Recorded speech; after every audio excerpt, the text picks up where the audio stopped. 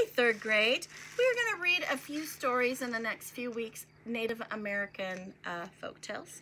This one is called The First Strawberries, a Cherokee story retold by Joseph Bruchac.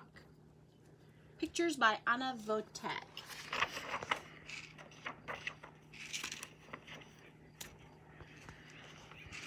Long ago, when the world was new, the Creator made a man and a woman. The two of them were made at the same time so that neither would be lonesome.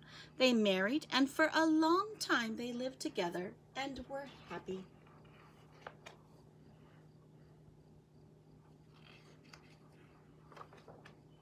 Then one afternoon, the man came home from hunting and found that the woman had not yet begun to prepare their meal. Instead, she was out picking flowers. The man grew angry. "I am hungry," he said in a cold voice. "Do you expect me to eat flowers?" Now, the wife too became angry. She had picked those flowers to share their beauty with her husband. "Your words hurt me," she said. "I will live with you no longer." She turned to the west and began to walk toward the sun. Her husband followed, but her steps were too quick. He could not catch her. He called her name, but she could not hear him. He went as fast as he could go, but his wife was much faster. Oh, she's angry. She's probably walking really fast. The sun watched as the husband followed her. The sun saw how sorry the man was and took pity on him. "Are you still angry with your wife?" asked the sun. "No," said the man. "I was foolish to speak angry words, but I cannot catch her to tell her I am sorry." "Then I will help you," said the sun. The sun shone its light down on the earth in front of the woman. Where its light shone, raspberries grew up. The berries were ripe and looked good to eat, but the woman paid no attention to them and continued walking. The sun tried again. It shone down and blueberries grew. They glistened brightly in the sunlight, but the woman paid no attention to them.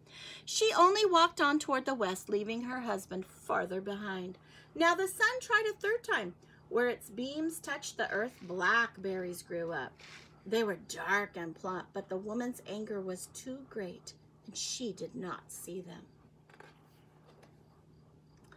At last, the sun tried its hardest. It shone its light down in the grass right in front of the woman's feet, and strawberries appeared.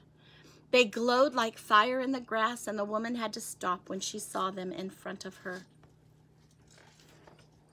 She knelt down and plucked one and bit into it. She had never tasted anything like it before. Its sweetness reminded her of how happy she and her husband had been together before they quarreled. "I must gather some of this fruit for my husband," she said, and she began to pick the berries. Ooh, we all like strawberries, don't we? She was still picking them when the man caught up to her.